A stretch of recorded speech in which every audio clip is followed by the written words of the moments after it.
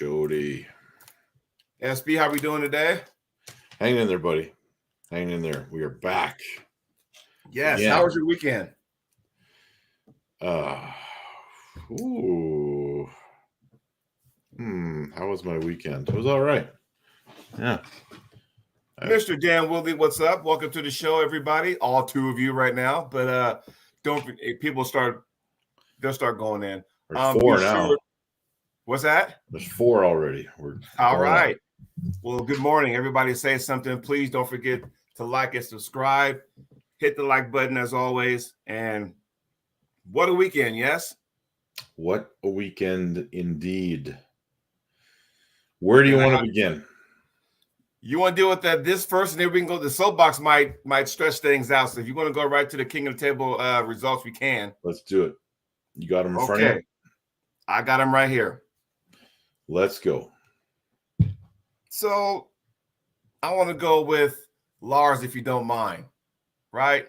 So how do you pronounce his last name? Rabarkan? Rabarkan. I don't know if I've been saying it right all these years, but I've known him for a long time.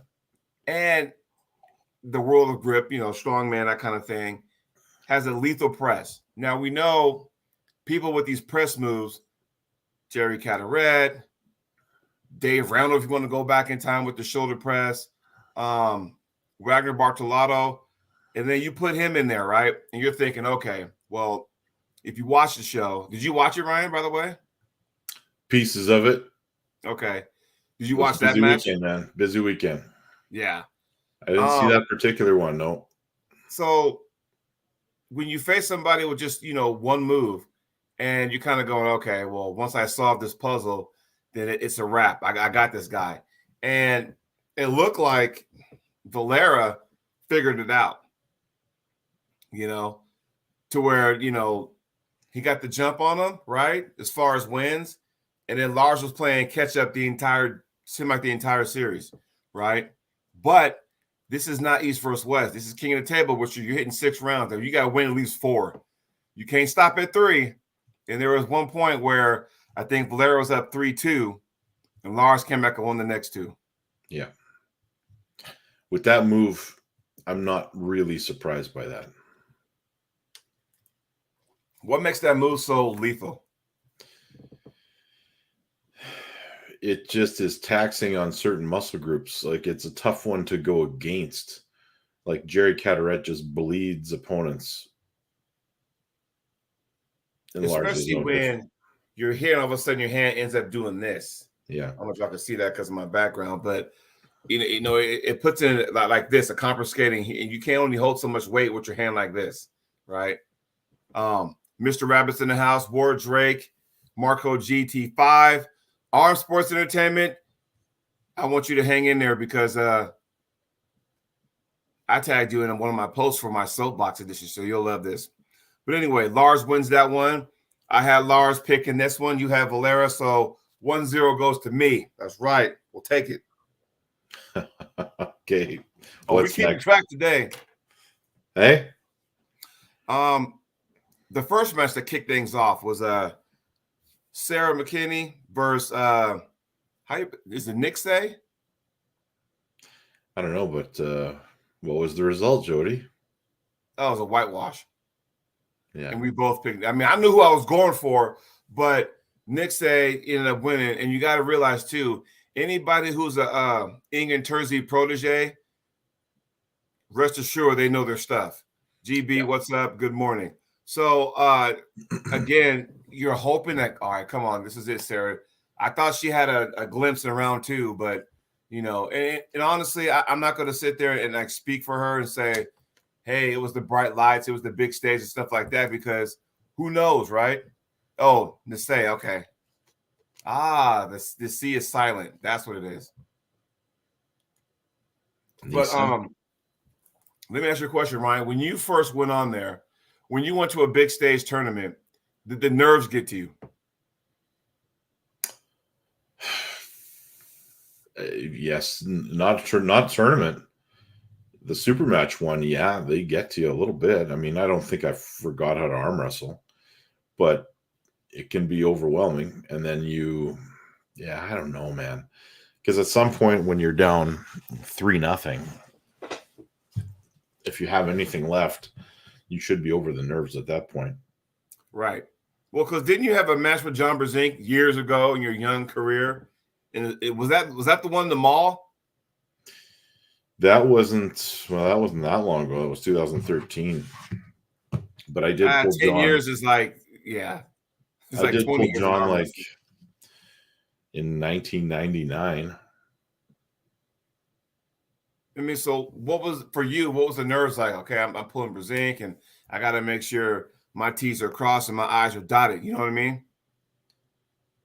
When you're really brand new and you have that kind of a match, I don't think it's, for me, it would be more like I've got nothing to lose. Right. I don't think the nerves would be that high. Well, I mean, that's, because I thought I was going to freaking, when I went over there to Neil's promotion in England, I thought I was going to have a heart attack. I was trying to keep my breathing, like, hey. And That's the thing that's is, the weird part about that one, because no one's even going to see it for like a significant period of time.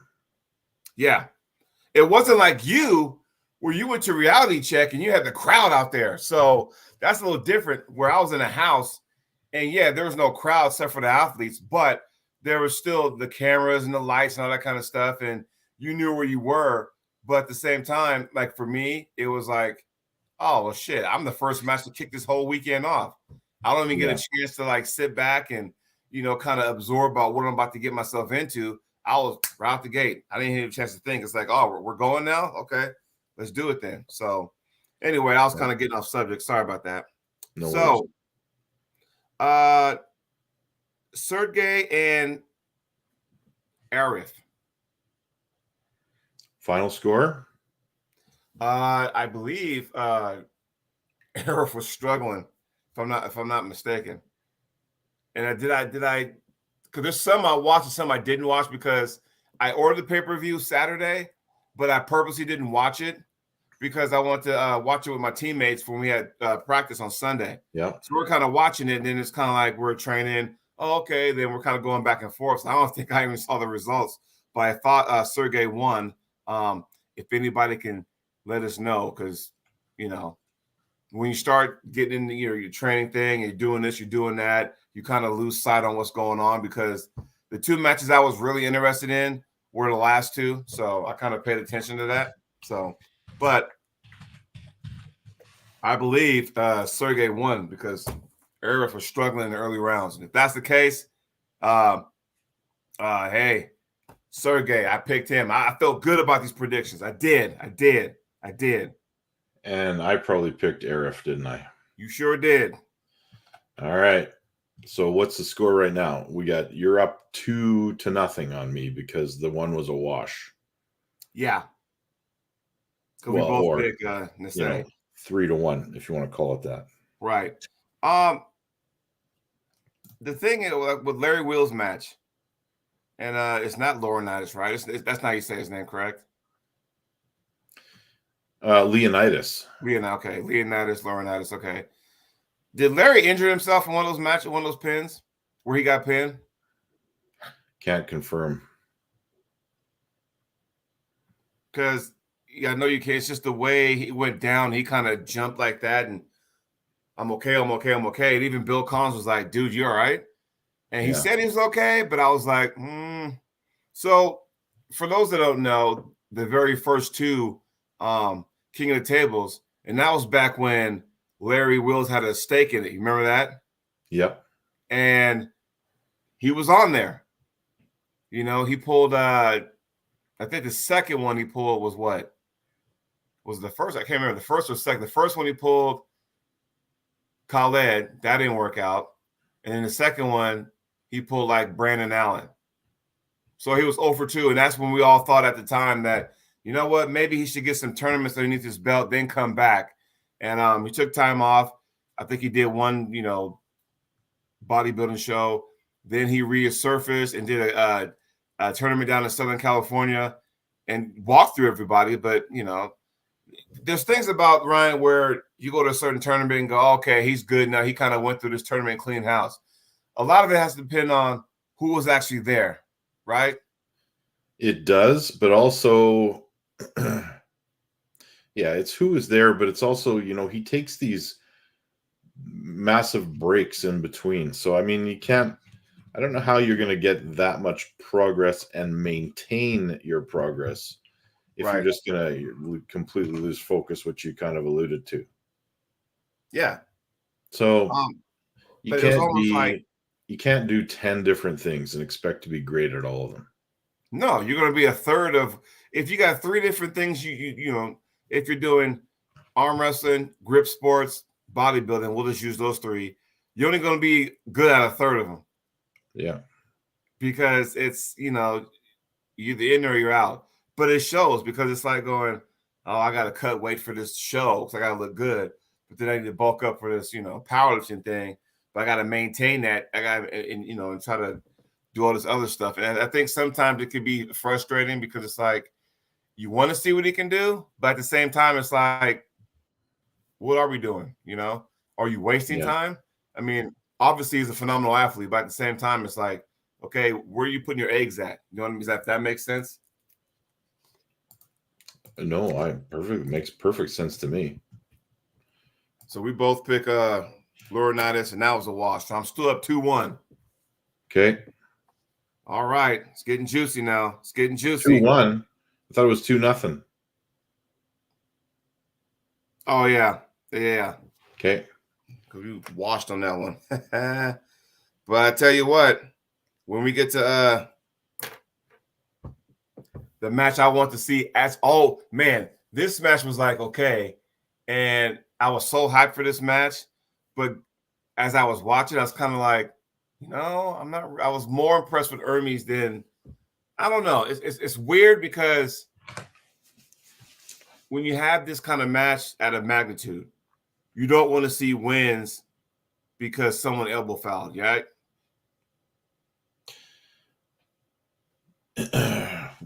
Well, listen, I don't care about seeing wins if someone elbow fouled. If they elbow fouled. Right. I don't want to see the other extreme, which is guys get away with everything because nobody wants to call a foul. Right.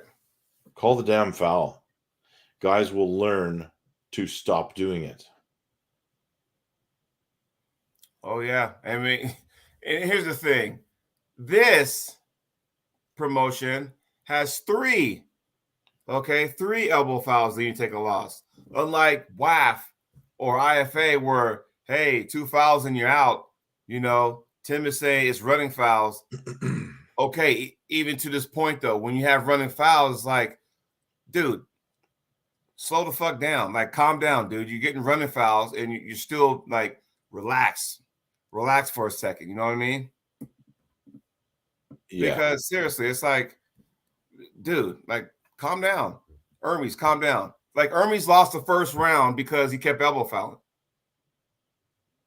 So, was that because Vitaly was so dominant because of, the way he was putting pressure, the way he was using his lever, or what? And then, Hermes couldn't really get a good bite on that. Did you see that part of that match? Yeah. What'd you think? I don't know, man. It's hard to say. I mean, maybe nervous came into it too. I mean, this was I think Hermes felt the pressure of having to win this one, but I don't think he did it in a way that would put him any further ahead than where he's at. No. I mean, is it impressive? Yes. Are we going to talk about him being the next guy to go up and challenge Devin? Probably not. You don't think so? No, I don't. Well, I know that now. Right. There's only 2 guys that are left for Devin, and one of them is only because he has that loss that he has to get rid of. Well, I guess technically both of them have the win on Devin. Well, yeah, and that's the thing, because, and we'll get to Devin in a second. Yeah. So just because someone lost, they don't warrant a rematch. So Hermes doesn't warrant a rematch with Devin? Yeah. Absolutely not. Okay. He's got to do something special to get back to that match.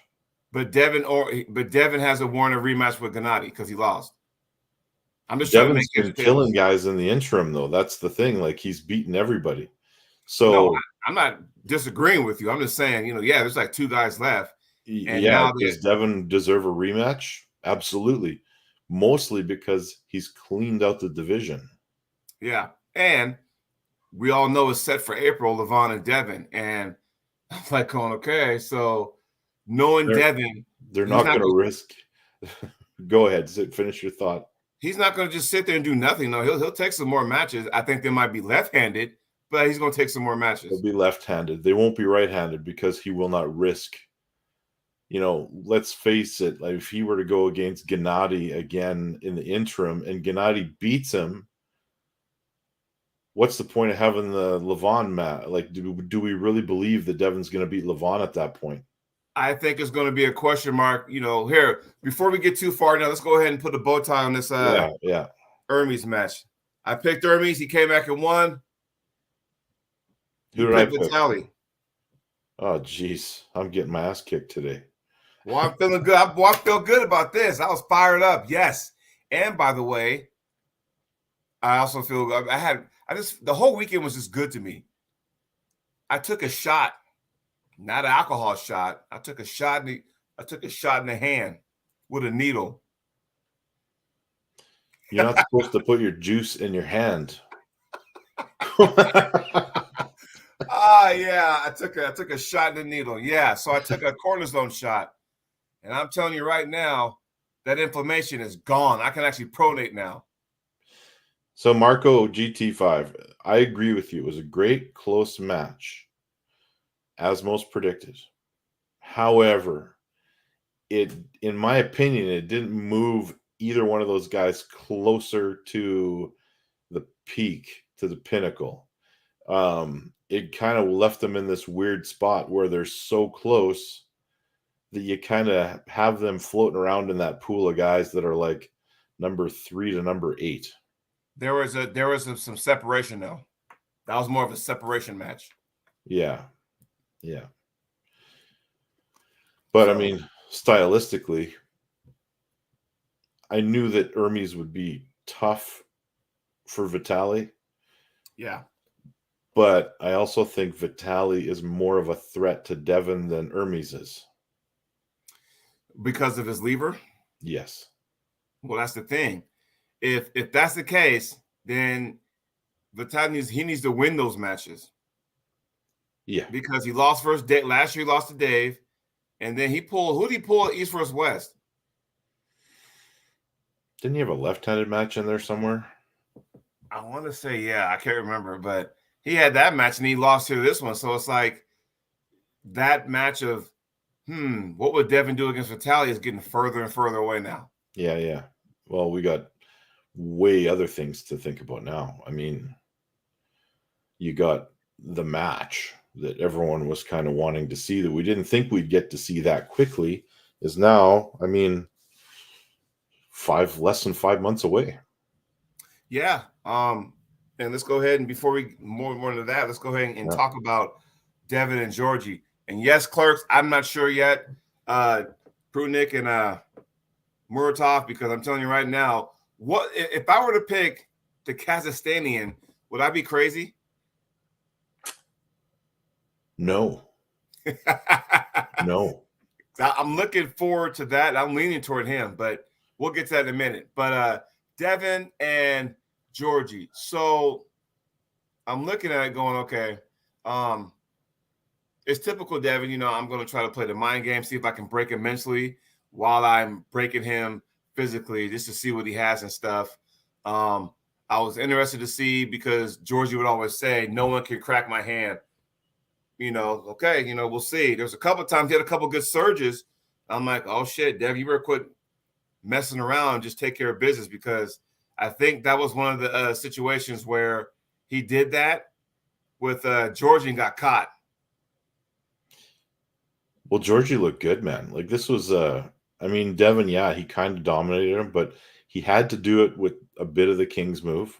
Mm-hmm. And he had to do it with his wrist bent back at times. Georgie looked good. Like he looked like he's right there he's kind of in that top 3 range. But do you think he gave up on a couple of those matches? Well, and probably should have, To save because himself. to save himself, because he knows stamina wise he's not going to outlast Devin. So it's probably a good choice if that was the strategy going in there. I think that I want to see Georgie pull again after that. I want to see him against Vitali or Hermes. Yeah. You know, so there you go. You will. You got this guy floating around there. I mean, man, I thought he looked good. I thought Georgie is looking good and getting better and better and better. Ooh, Clerks was saying maybe Georgie versus Hermes. Yeah. Yeah. I love that match. That would be interesting, because it's like, okay. And did then you guys see? You find out how good Georgie really is, and you question how good is Zauer, because we don't really know. I think you just put him against a guy that's too good right now.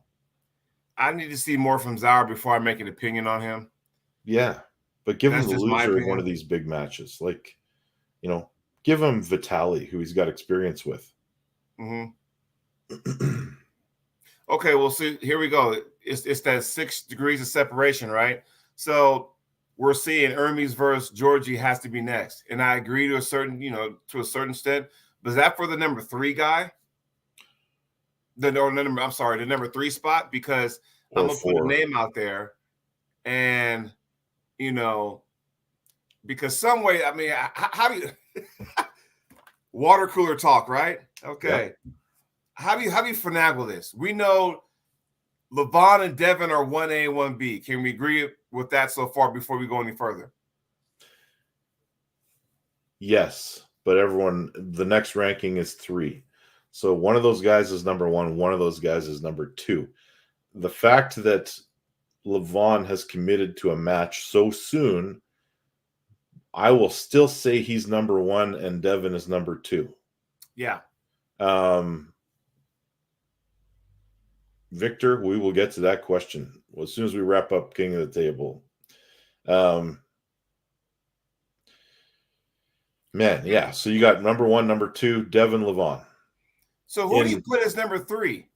Because you could put a lot of people. You could put Georgie or Gennady. Okay. With that being said, Georgie or Gennady, let's go ahead and do it. Georgie just lost to Devin, but he's still up there. It could be Gennady, because Gennady is the only person to hang a loss on Devin since this whole thing coming out. And what's the common denominator? Jerry beat both those guys. Man, that's the weird part, because then you probably got Jerry, Hermes, Vitali down around 5, 6, 7. Because Jerry beat Georgie, right? But Hermes beat Jerry. Yeah. But Jerry beat Gennady. This is a tricky one. I mean, we get to see something we don't often see, which is the true number 1, number 2 match. Because let's face it, the last time Levon pulled Devin, we did not think that Devin was number 2. We didn't. Right. It was a cool match. It was a Hail Mary for Devin. We didn't think Devin was number 2 in that scenario. We just didn't. And if anyone says they did, go back and look at the matches that were happening at that time. Devin wasn't really the champion of anything when that happened. Now you fast forward, it's going to be a different story. And Levon might still win, but it's not going to look like it did last time. I assure you it's not going to be 6-0. I'm going to tell you that right now. And I swear to God, I'm going to say this right now, and I might get kicked off your show. I might get banned from YouTube. But I swear to God, if Levon pulls some bullshit about oxygen mask and all that fucked up shit, fuck that. He shouldn't be allowed to do that, for one thing. Bullshit. Like, that's, in a corner, but whatever. Let's say he does. I mean, if Levon wins, it's going to have to be 4-0, and then he stops. I think that if Levon gets beat in any match in the first 4, he loses. ZB says Jerry's win against Gennady and Georgie were ugly as hell. Did he pin Georgie? Yeah, he pinned Georgie. But see, here's the thing that's different. Ooh. Whoa. I saw Dan Scott, a super chat. We haven't seen that in a while. Yes, I thought people was beginning to hate us. Stan Scott, all right. Plus it was left arm. That's true. No. What was left arm? What are we talking about here? We're talking about a whole bunch of matches. No, Devin's in Levon wasn't left arm. Devin and Levon was right arm. Devin and Dennis was left arm back then. Oh, Dennis, where do you put Dennis? Where do you put Dennis in the mix? Okay, so again, so you got Levon, you got Devin. 3 can be whatever. It's almost as crazy as this goddamn college football playoff system. So yeah, we gotta figure this one out because it's on East versus West. It's not on King of the Table. Right, which means you get 3 and it's it. So that means whatever Devin has to do. If you're Levon, I guess it goes in your favor because that's one less match you got to worry about. It goes in your favor tremendously also because I think the reffing is a little tighter at East versus West. Right. So, I mean, from that standpoint, it's like, okay, shit. Starting when? Oh, damn. That changes everything now. Ingen just announced it, apparently. It's best of 7. Oh, man. Well, now that's back to, okay, well, all right. Who does that favor now? 1 hour ago, Marco GT5 says. This is why I love our fans. No straight to straps. This is why I like our fans. They keep us up there. I didn't even know Egan said this. But I tell you what, now that favors Devin. Because now, unlike Hermes, Devin will purposely try to drain Levon if he can. If he can get the stop, he can drain him.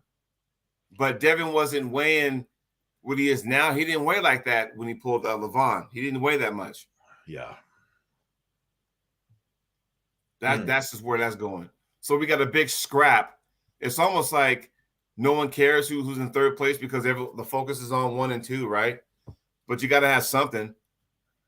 Oh, yeah, well, I mean.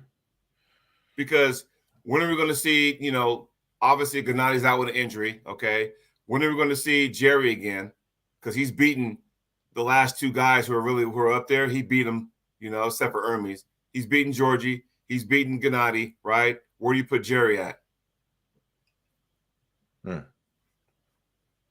Jerry's the weird one because the guys that beat him, like they really beat him. You know what I mean? Right. And then the guys that he beats, are some of them are tip of the spear guys. Where do you put him at? I mean, you gotta put Jerry up there somewhere, but I don't know when his next match.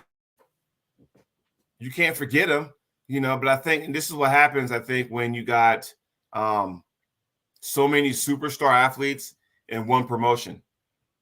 Well, I guess you could say both, but it's basically one because Levon's never pulled East versus West. He will now. Jerry's never pulled King of the Table. So at some point, what does that look like? I think you should put Jerry versus Vitali or Zauer coming up. One of those 2 guys. Mm-hmm. Is Zauer ready for that, though? That's the question. Probably not. I mean, be a different, I don't know if he's ever pulled somebody like Jerry. Right. But I tell you what, though, I'm glad somebody's coming back. Yeah. Good old Alex Kordeka's coming back. Alex, that's a huge announcement. Did y'all see that in the chat? Kordeka pulling Morozov for the left-handed East versus West world title. Yes, sir. Hope everybody saw that. Yeah, that made my okay, because how long has he been out? It's been a little while, man. It's been like a year. Was his last match versus Corey West? Maybe. And Morozov, is he healthy now too? That's right. And where's Corey at these days? What the fuck? Corey was supposed to pull a Monster Factory and got injured. He had to pull though. Yeah. Because now all of a sudden it's like, okay, you don't hear about Corey no more. It's like, what the fuck? Like all these guys are just stacking each other from the East, and the West is like, well, Devin's carrying the torch because he's only one of serious. I mean, let's be real. As far as the supers are concerned, from the West, Devin's just the carrying the torch because Jerry's not getting any calls or matches. Chafee's kind of like, okay, I'm gonna take some time off, but now he's doing knuckles up now. Corey can't seem to stay healthy. He's not getting any calls. What the fuck? Haven't seen Derek since his last, match that he won. What the hell is going on over here? Man, I don't know. But damn. And Chafee's got a match coming up. Who does? Dave Chafee. Yes. Even my man Robbie Topi got an East vs. West match coming up. Yeah, I saw that. Robbie Topi getting a call in the lighter weight class. Oh, let's go. Okay, where's Scott McGinnis? Because it's soapbox time. Y'all ready for the soapbox, people? We got a couple. Okay, so first one out the gate, right? And this was the second one the question I had posted got so much attention. I forgot about the fucking first one, Ryan, but you're going to have to remind me. Well, I got another one. You want to go first then? No, you go. So, and this is where Tim Talmadge and Arm Sports Entertainment was in the chat. Feel free to chime in. So everybody in the chat, feel free to comment on this. The question was, and we all know we've been in sport long enough to where it's like, hey, your opponent goes, hey, you want to just go into the strap? And I'm like a goofy guy. Oh, yeah, sure, let's go into the strap. And I get my ass whooped 6-0, right? The fuck is this shit? So now I'm like, all right, I'm sorry. This is rated R, guys. I'm sorry. Terrible Tuesday, rated R. Here we go. Now, all of a sudden, I'm at a point now where if the guy says, hey, you want to go into the strap? I'll be like, sure, let's go in the ref grip while we're at it. Because then they can't sit there and finger fuck and do all this maneuvers and stuff while they're in the strap. It's a ref grip. You got to be still. You know what I mean? So I posted that on my social media. But that's not true. What do you mean? You don't have to. You can move around while the strap's getting put on. Even in a rest grip? Until that strap is on. What? Then you sit there open hand. That depends on what ref we're talking about. Because it's like, hey, put your elbows to the back of the pad. Don't move. And that depends on what ref we're talking about. You don't have to start at the back of the pad in a referee's grip. That's how, hey, I'm like this, slide your elbow back to the back. So that way it comes down. So you're not like this, but if you put your elbow to the back, it kind of comes down. So that way they can, tie the strap on. You know what I mean? They put the strap on, then you can set your elbow where you want it. And then they close your hands. Because the way I look at it is like this. Somebody who says, let's just go into the strap. They can say it for multiple reasons. One is because I don't want to, if we're going to slip anyway, I want to avoid having that twing that goes from your wrist all the way down to your elbow. Totally agree with that. I don't have a problem with that. Or they say that because, all right, you know what? I got a big flaw in my game, which is my wrist. My hand is strong, arm is strong, my wrist not so much. So if I put a strap on, then I won't have to worry about that. Okay. So when they ask that, I'm thinking, no, you gotta freaking you gotta freaking like earn that stuff, right? Well, here's the thing. If you earn that, stop the presses, Jody. We got a super chat from Eric Carlin. $2. Thank you, sir. Thank you, Eric. How you doing today? Lost my train of thought. Oh, yeah. So when you're putting that strap on, here's the thing. Now, the person who says, let's go into a strap, let's just say Ryan and I are going to a strap. Ryan goes, hey, let's go in the strap. It's like, nah, you're going to have to earn it. Fine, no big deal. Then Ryan can purposely professional slip and still get the strap anyway. I've seen people put their hand a certain way, like this. They will actually like this in the start and then just go like that. Okay, we're going to go on the strap. So Travis Bajent used to teach people how to slip in his seminar. Yeah, well, but it's almost to a point where the strap match is actual style now. It's a Of course style it because is. Yeah. if you go to any seminar with Travis, and there's a reason why Devin walks around with a strap around his neck everywhere he goes. There's a reason why Travis has one in his pocket or something like that, because they've mastered that style now. Where it's a style. And yes, I tell, I wholeheartedly agree to the fact that, yeah, at some point you're going to have to learn how to, learn your strap work, I mean, there's times where Cobra Rhodes will say, I don't need the strap. I am the strap. There you go. Oh, look who's in the house. Neil, Yes. what's going on, buddy? The strap's definitely a style, Yeah. I can do a lot with a lot of people outside of the strap. Mm-hmm. But when it goes there, sometimes it's a different story. And sometimes that strap will change the dynamic, Of course it right? is.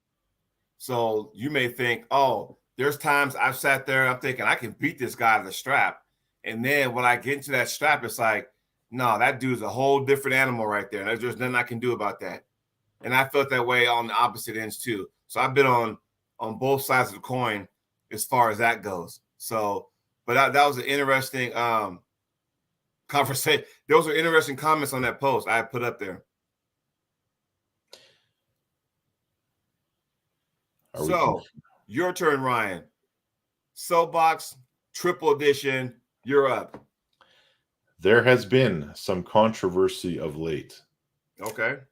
And it is around the Canadian qualifiers.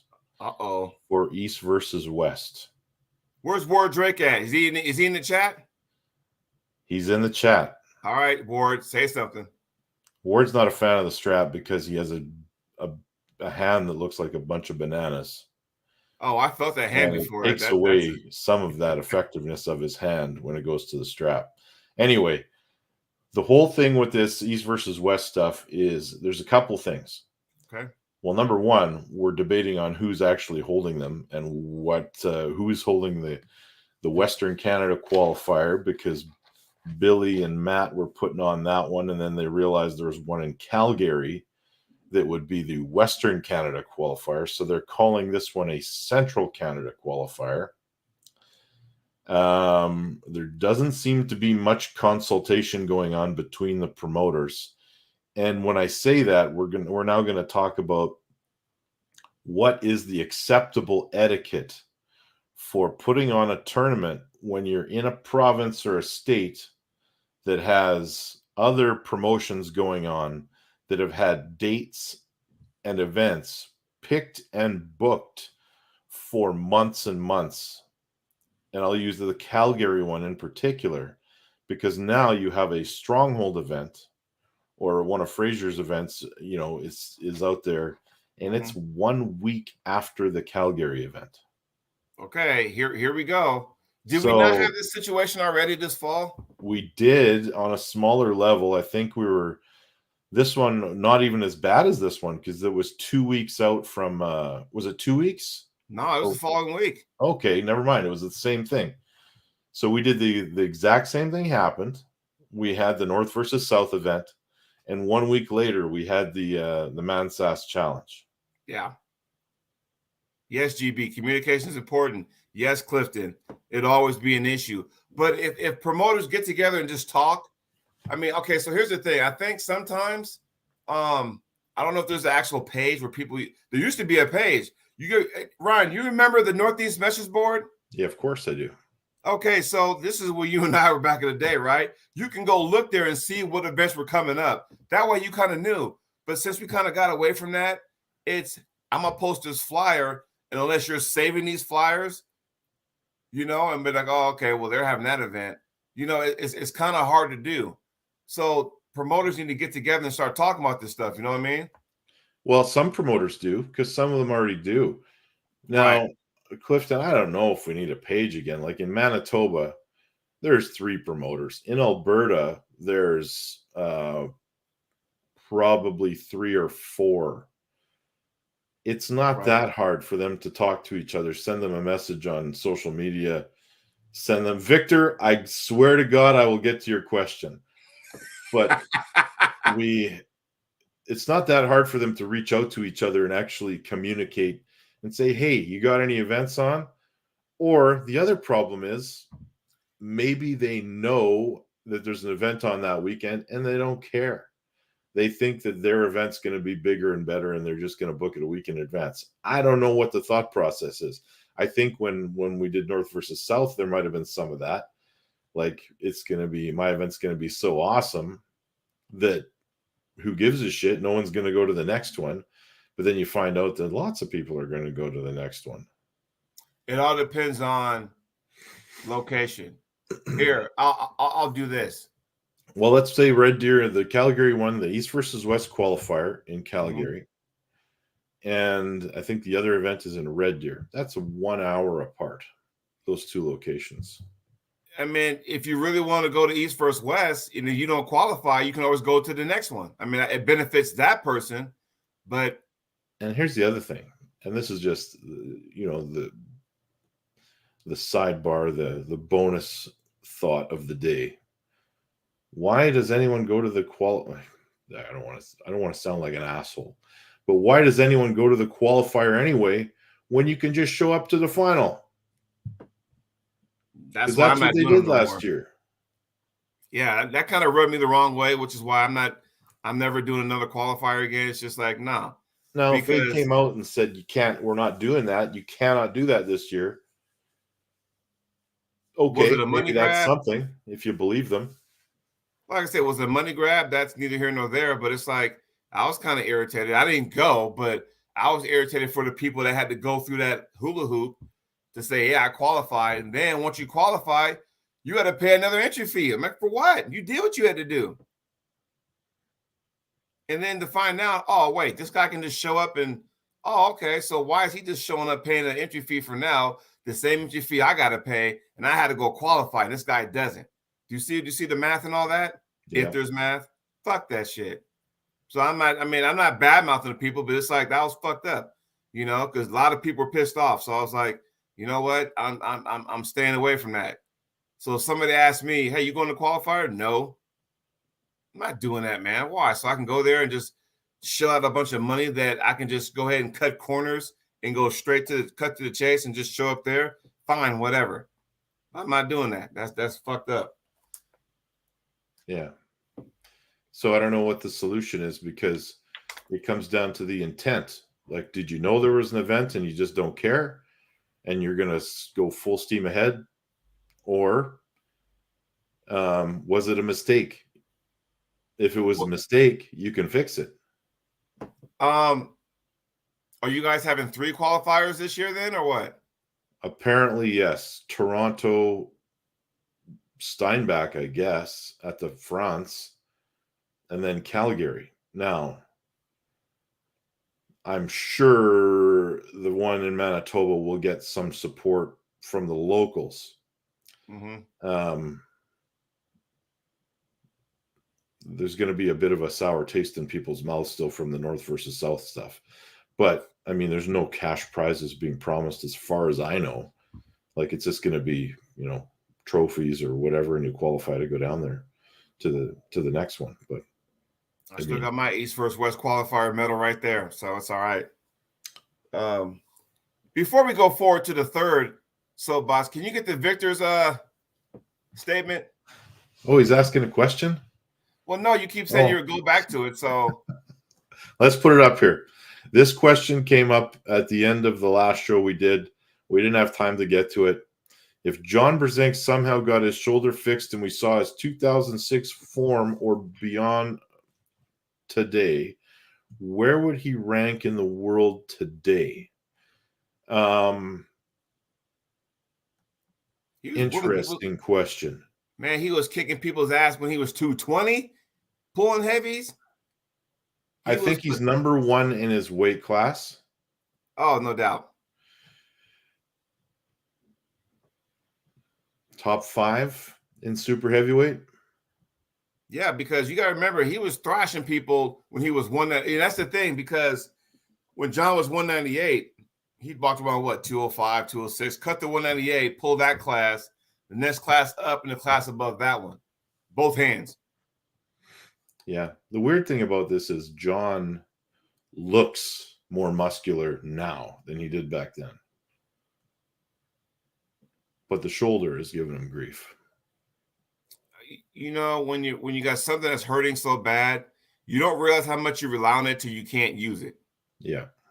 So again, here I am, right? And I couldn't see, I can pronate now. I couldn't pronate before. It would just go like that. Now I can actually go all the way, you know, and it does wonders when you're not in pain. And I don't care if it's the inner elbow, the wrist, shoulder, whatever. When that pain is not present, you'd be surprised at what you can and can't do. And I'm starting to realize that now. Yeah. So that's my thoughts. I mean, where do you think he would stack up super heavyweight wise?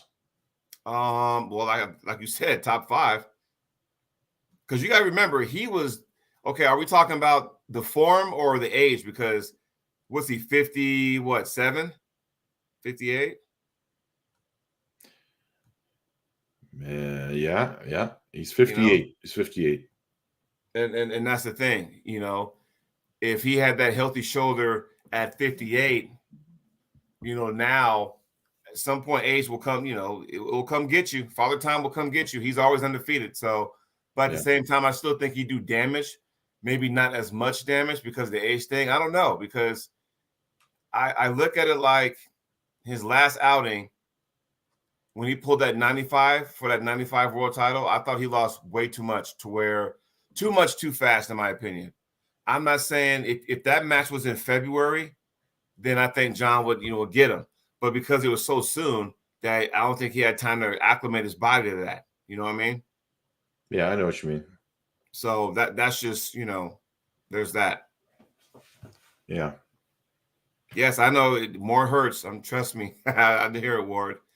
Okay, we got time for one last soapbox edition. I could have another one too. Oh, you got another one? Well, come with it. I don't want to go with that one this week. I will go with that one next time because it shines a spotlight on some people that I don't think should get a spotlight on them because yeah. Anyway. I know where this is going. But here's the thing, man. It bothers me, and I'm gonna speak for the state of Oregon, okay? Blows my mind when, and just to kind of give you guys a little headway of what we do here, to spice things up, me and a couple guys from the state of Oregon created this Facebook page, created this Oregon rankings thing, right? Okay. And what that does is that there's some people in my state that don't travel a lot, right? Totally get that. Financially, whatever, or just, hey, I just don't travel a lot. Mm-hmm. But they still want to compete at a somewhat high level. I get that. So we have these rankings, practices. So still a practice now, but it's a rankings practice. So we have rankings with every weight class there, the normal weight classes, right? And we have an overall. So when people tend to hide behind their ranking, pisses me off because that is not what this was intended for. So I'm going to give you guys a scenario. I want Ryan, you speak up. Everybody in the chat, you do the same. Now, we're going to use 3 numbers. Just so we're all clear. If I'm ranked number 10, right, in the rankings, and I challenge you, and you're ranked number 5, here's problem number 1. Ryan, you're ranked number 5. You tell me, hey, I respect you and everything, but I'm focused on the guys ahead of me. Okay, fine. Now, number 10, I'm left in the dust because Ryan is focused on the guys above him. So now Ryan calls up, whoever who was ranked number 3. And ranked number 3 tells Ryan, hey, man, maybe down the road, but right now I'm only focusing on the number 1 guy and the number 2 guy. Do you see where I'm going with this? Yeah, I do. It's a story as old as time. It fucking pisses me off. In every combat sport known to man. You see what I'm saying? It irritates me. Because the fact that's like going, what was the whole purpose of getting these rankings to begin with? Because now it's like people hide behind their rankings. I'm at number 6, but overall, but yet, for an example, or number 4, or whatever. But it's like, nah, I don't want to take on you. I want to take on somebody higher than me.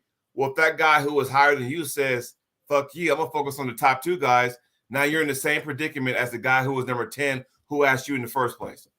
Do you see where I'm going with that? Absolutely. What are your thoughts on that? It would.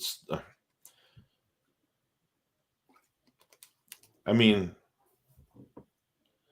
let's use Devin Laird for an example. He's climbing the ladder, but at some point, he's also facing guys that are behind him ranking-wise. Mm-hmm. You need to have a balance in there because you can't always be shooting up, or once you win the title somewhere, you pretty much need to quit because there's nothing else to do. Right. It's a weird way of thinking.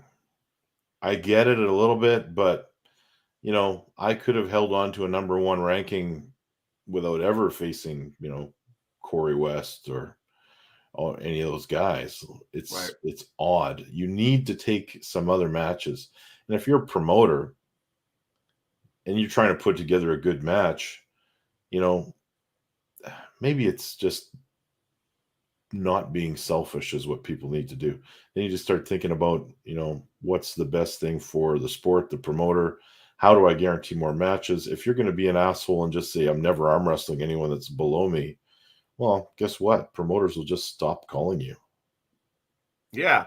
And that's the thing. It's like going, okay, what'd you come into the sport for in the first place? And you know what? Anytime a guy refuses, here's a solution for you, Jody.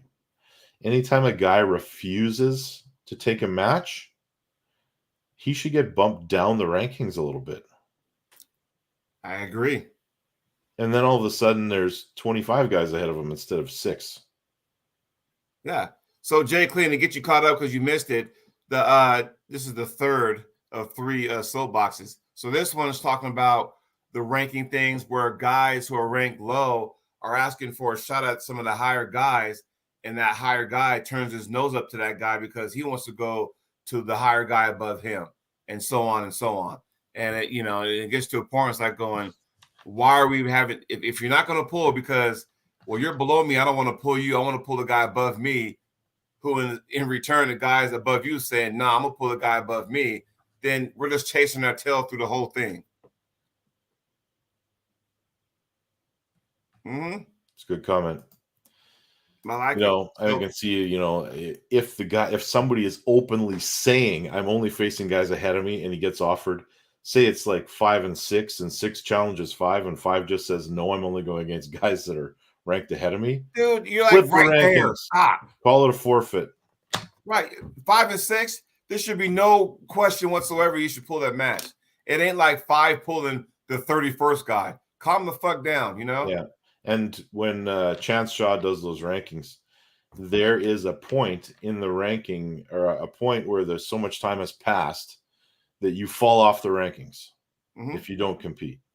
That's how that Jerry thing started with that is how that Jerry thing started. Yeah. And then he got back on the scene, won his first 2 big matches, and he was back on the scene again. And then he lost to Hermes, and then we ain't fucking seen a goddamn thing since him. I mean, we see them train with RVJ, but other than that, we haven't seen a whole lot of them. And I hope we do soon. But it's one of those things, and that just really bugged me because it's like going, I thought we were in this sport to compete, to see where you are and that kind of stuff, not to sit there and, what's that word people use now? Gatekeeper, where the fuck that thing is called now. So yeah, that just blows my mind when people do that shit. Like I said, I'm only speaking for Oregon because I know it happens everywhere else too. But I had this, just trying to use my state as an example as a baseline so you guys can understand what I was really irritated with. So yeah. But and if somebody's difficult to work with, don't work with them. Mm-hmm. Exactly. We're not big enough of a sport where you can have guys dictate, well, some guys can, but I mean, in general, we're not big enough where you can say, I'm refusing to arm wrestle this guy. Like if it's a smaller league, right? Start stripping titles. Yeah, I mean, and we'll use MMA for example, right? This is where you come up with these interim belts. Well, that's the whole purpose of interim belts, because somebody got hurt and couldn't defend it. So it's like you sit there twiddling your thumbs going, okay, are you going to defend the belt or not? Fuck it, strip it. Back in the old professional wrestling days, if you didn't defend your belt every 30 days, you got stripped. Jack Cunning made sure of that shit. Stronghold League has a contract you sign. I don't remember the exact contract, but it was pretty good because if you got offered a match, you had the opportunity to say no, I think, one time in within a certain period of time. Mm-hmm. And then you only got to do that like a single time, and then the next match you would have to take. Yeah. Ooh, Can you highlight Justin's comment? The Arkansas arm wrestling one? Yes. He says, I joined the Arkansas arm wrestling Facebook group because I'm close to Arkansas. The guys in there have a system where they public challenge each other for rank. I think they yield their rank if they don't. Yeah, and you can't sit there and duck and dodge, And I'll be honest, Ryan, I'll say this. With this Oregon Rankings things that we got, I'm more leaning toward, like, I don't even care anymore. Because if somebody challenges somebody above them for rank and the guy says, I'm only facing people ahead of me, well, call it a forfeit. Mm-hmm. And then their ranking switches. And then he's got to earn that spot back that he just gave up instead of just defending it.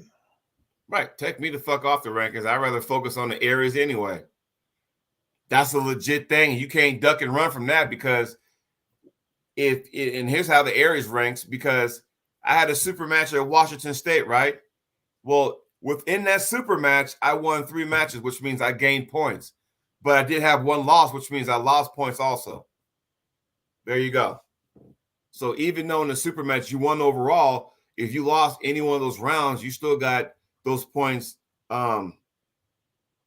ding for that. So yeah, I'd rather deal with that, because at least you kind of know what's going on, whether this, opinion based and, I got this, I got that. And it's just like, give me the fucking break with all that. So that just makes my blood pressure rise up, except for that guy named Harry. Pissed me off too, by the way. But, or won't accept a high profile tournament that has all the people above you and below you in it. And their words are, I don't want to jeopardize my ranking. Get the fuck out of here with that. See, and that's what, again, if they're saying that kind of stuff, then you ain't a real arm wrestler. Go away. There's lots of that, Jody, and there's lots of people that get pissed off when certain people show up to an event. There's people that just fucking don't get. They don't come because, if those guys are coming, I might not take top 3. You go fuck yourself, because I'm sorry, I'm getting real flagrant today on that. Sorry, you guys.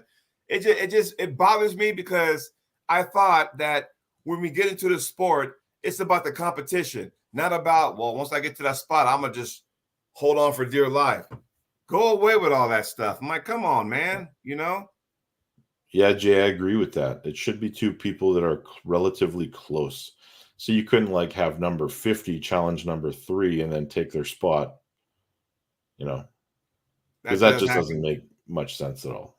Right. You're going to leapfrog everybody. So if 50 challenge number 3 and somehow beat them, shame on number 3. But if that were to happen, if I'm a number 4 guy, I'm like, what the fuck? Well, that's not going to happen anyway. If 50 beat 3, it would move them both towards the center of the pack. Both of those guys. In my opinion. Yeah, it should. So, yeah, everybody, that was my rant of the day. I had 2 of them. So, yeah, that the first one was about the strap and asking all that kind of stuff. Ryan had one about communication within promoters. And then we just had this one about rankings and all that kind of stuff. So, yes. Ryan, do you have what's that? As far as I know, there's only one ranking system in the province of Manitoba, and that is a club ranking out of Steinbach. There you go. And they have super matches all the time at practices to move the rankings around. It's just something fun. And I get that, but when you try to make it bigger, then we're not that big. Some of those people who do that shit are not even that good in the first place to be even talking like that. So, But anyway, I'm off my soapbox now. I'm clean, so we're good. But Ryan, do you have a few minutes to spare after the show? Of course. All right. Sorry, guys. This is the part where we talk behind the scenes. Y'all can't hear what we talk about, but we do want to thank you for joining us on the show.